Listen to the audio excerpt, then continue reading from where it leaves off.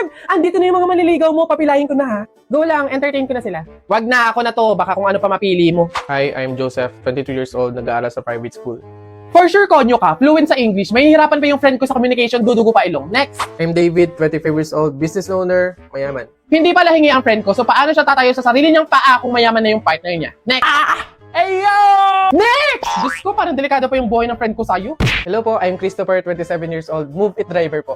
Anong sabi mo, Move It Rider? Beb, ito na yung perfect sa'yo! At paano? Di ba commuter ka? Pasado, bagong pasada sa Move It!